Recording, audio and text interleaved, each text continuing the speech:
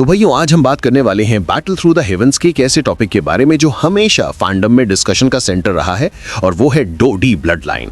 अब देखो बीटीटीएच के वर्ल्ड में हम सब ने कहीं बग्स देखे हैं ना, कहीं कोई कैरेक्टर बिना लॉजिक के पावर अप कर जाता है और कहीं लोग ऐसे पावर अनलॉक कर लेते हैं जो पूरे सिस्टम के लॉजिक को ही तोड़ देते हैं। लेकिन अगर हम सबसे इंटरेस्टिंग और पावरफुल बग की बात करें तो वो डेफिनेटली डोडी ब्लड लाइन ही है। लेकिन हेट नहीं, रेस्पेक्ट के साथ समझते हैं कि ये इतना ओवरपावर्ड और यूनिक सिस्टम आखिर है क्या। डोची कॉन्टिनेंट में जो 8 एंशिएंट क्लान्स है ना, वो सब पावरफुल इसलिए हैं क्योंकि उनके एंसेस्टर्स में एक टाइम पे एक डोडी हुआ करता था और जब एक क्लान डोडी प्रोड्यूस करता है तो उनके डिसेंडेंट्स के अंदर ऑटोमेटिकली एक स्पेशल एनर्जी आ जाती है जिसे हम कहते हैं डोडी ब्लड लाइन। इस ब्लड लाइन का इफेक्ट इतना इंसेन है कि ये बेसिकली एक ऑटो कल्टिवेशन बूस्टर जैसा काम करता है। मतलब बाकी लोग जहां सालों तक स्ट्रगल करते हैं ये लोग कुछ ही टाइम में लेवल अप कर लेते हैं। अब एग्जांपल ले लो शुनर का। जब वो जियानान एकेडमी छोड़ के अपने गू क्लैन गई थी तो वहां उसने अपना डोडी ब्लड लाइन अवेकन किया और बस उसके बाद उसका लेवल डो वैंग से सीधा दोजुन पीक तक चला गया। सोचो ये कोई नॉर्मल प्रोग्रेस नहीं है, ये तो लिटरली एक लाइटनिंग स्पीड कल्टिवेशन है।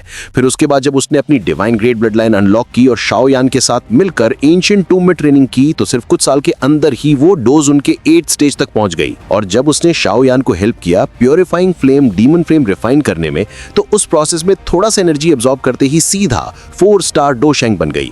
मतलब ये ब्लड लाइन लिटरली एक कल्टिवेशन एक्सेलरेटर है।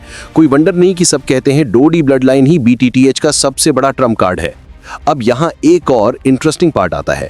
जब शाओयान खुद डोडी बन गया तो उसके साथ सिर्फ वही पावरफुल नहीं हुआ बल्कि पूरा शाओ फैमिली ही नेक्स्ट लेवल चला गया।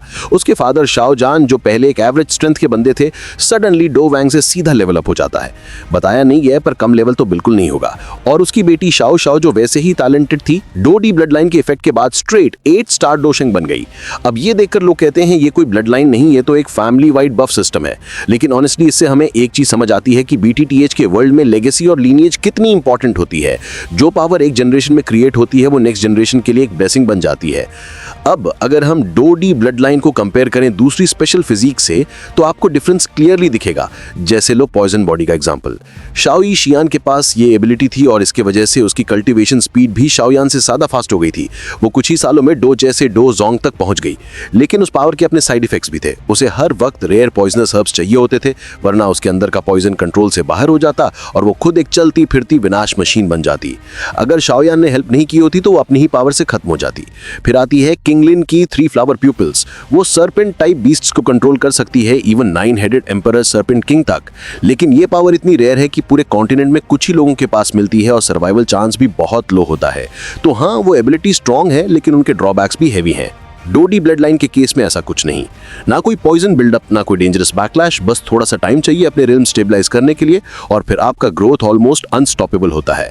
लेकिन सबसे ब्यूटीफुल पार्ट यह है कि इतनी ओपी ब्लड लाइन होने के बाद भी शाओयान की स्टोरी कभी बोरिंग नहीं लगती क्योंकि उसका जर्नी सिर्फ ब्लड लाइन पे बेस्ड नहीं था।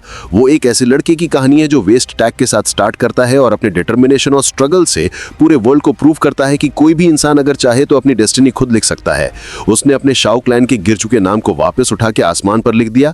उसने अपना डोडी ब्लड लाइन वापस एक्टिवेट किया और पूरी दुनिया को दिखाया कि एक वंस यूजलेस बॉय भी लेजेंड बन सकता है।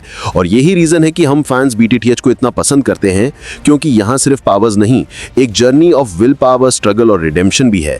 अगर शाओयान पहले से ही डिवाइन ग्रेड ब्लड लाइन के साथ बॉर्न होता तो वो 30 years east of the river 30 years west of the river वाली फील ही नहीं मिलती। वो पैशन, वो रिवेंज और वो अंडरडॉग स्पिरिट सब कुछ कम हो जाता।